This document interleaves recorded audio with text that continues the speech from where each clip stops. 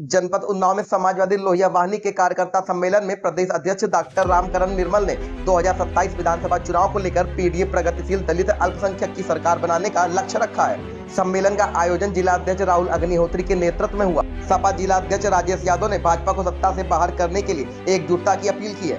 Doctor निर्मल ने महंगाई, बेरोजगारी और अत्याचार के मुद्दे उठाए और अखिलेश यादव के नेतृत्व को मजबूत करने का आह्वान किया है। महासचिव अमरेंद्र आर्य ने युवाओं की समस्या रखी। कार्यक्रम में सैकड़ों कार्यकर्ता शामिल हुए हैं।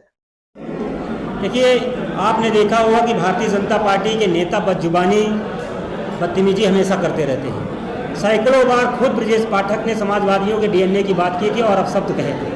इसके कई बार माननीय मुख्यमंत्री जी ने भी कई बार अपशब्द कहे हैं। और भारतीय जनता पार्टी के लोगों के बारे में आपको पता है, अभी एक रघुवंशी जी हैं बलिया के, उनकी आपने वीडियो देखी होगी। इसके पहले आपने देखा होगा मध्य प्रदेश के जो मिनिस्टर थे, उन्होंने क्या कहा था, जो देश की बेटी सोफिया थी उसको उन्होंने कहा था आतंकवादियों की बहन कहा था। इसके बाद उनके एक मंत्री का बयान आपने देखा कि देश और सेना नतमस्तक है मोदी जी के। तो भारतीय जनता पार्टी बदजुबानी और बदतमीजी करती है और ये जो राजनीति है उसकी शुचिता नहीं, उसकी मर्यादा नहीं है। हम राजनीति में वैचारिक रूप से हम एक दूसरे से लड़ते हैं और अगर हम उसमें किसी भी जाति, किसी भी धर्म को टिप्पणी करते हैं और किसी के साथ अपशब्द अपमानजनक बात करते हैं तो गलत है। और समाजवादी पार्टी को कभी इतिहास नहीं रहा। समाजवादी पार्टी हमेशा सम्मान से, और जो हमारे माननीय राष्ट्रीय अध्यक्ष जी हैं, आपने उनका एक ट्वीट देखा होगा, उन्होंने बताया है कि अगर आप हमारे डीएनए की बात करेंगे, आप हमारे डीएनए पर अपशब्द कहते हैं, लगातार आप कह रहे हैं, तो अगर कोई कार्यकर्ता, उत्साहित कार्यकर्ता ने कहा तो उन्होंने उनको समझाने की बात कही। समाजवादी पार्टी राष्ट्रीय अध्यक्ष जी ने कहा कि हमने उन्हें समझा दिया है।